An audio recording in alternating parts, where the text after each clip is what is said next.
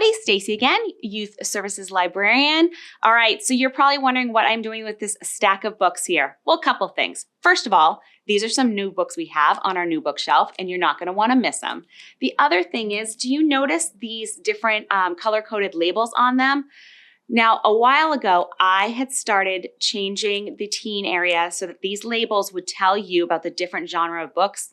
It's finally completed. So now when you walk into the teen room and you're kind of browsing about and you want to know maybe romance, you're going to look for this pink label.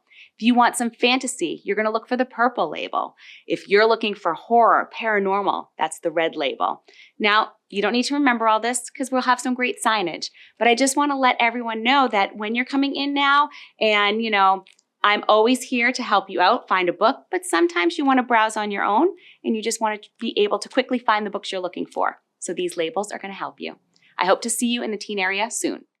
Hi everyone, Natalie here. Today I'm going to talk about a couple of new books that just came out that I'm actually putting out for circulation when I'm done this, so get them while you can.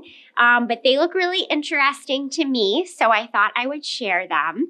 I think I have two nonfiction titles. The first one is What Lies Beneath, and this is a memoir about this man, Peter Falding's life and career as a forensic search and rescue expert. So I didn't even know what that was, but I read the synopsis and I looked at the pictures inside, his photographs, and I found it fascinating. So I guess a forensic search and rescue expert goes into places like caves and underwater to look for evidence from crimes or to look for bodies. And so they're like a forensic scientist, but they go to the places that are really scary and hard to get to.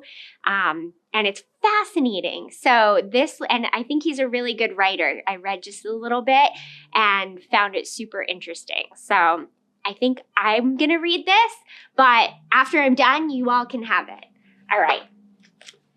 Now we'll do a fiction title.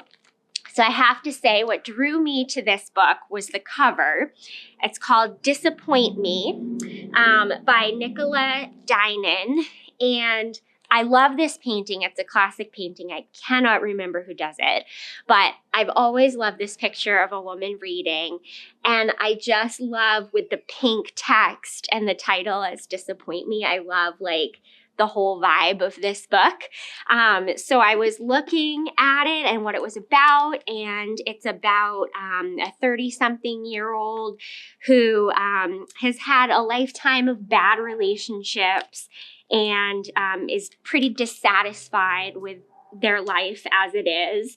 And they have a corporate job and have a relationship with their family and see their family pretty often. So like a normal person, but they also have some secrets and some baggage from the past. And this book is about their dating life. So, and I guess they find someone who they think is going to be a really good match for them. And then things go a little crazy. So I'm not sure how much of a happy ending it's going to be, but it looks interesting. And the cover is fantastic. All right, so there's that one. And then I've got another nonfiction, and this is called Scotland Yard. And anyone who is a Sherlock Holmes fan would be familiar with Scotland Yard. And this is sort of a history of Scotland Yard and some of the biggest crimes that they helped to solve. Some of the serial murders that happened in the 1800s, and it sounds really fascinating. And of course, there are some photographs in here and some just interesting tidbits. So this is a good one that I'm looking forward to. And lastly, I lied. I said 2 nonfiction. I actually have 3 nonfiction this week. And so this one is called Before Gender, Lost Stories from Trans History. And it covers a 100-year span from 1850 to 1950. And it talks about voices that we haven't heard from before, trans voices, activists, and also some of the first people like teenagers, I believe, that received some hormone therapy and their experience. And then, like I said, there's an activist story in here.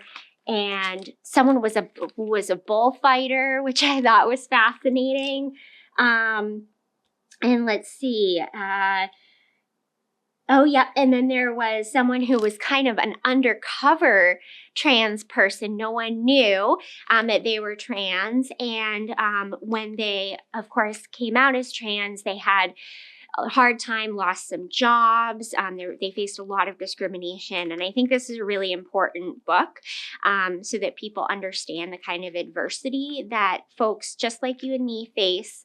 And I think it's really great that their voices are being heard. So I hope that all 4 of these books get checked out right away and that you enjoy. Bye.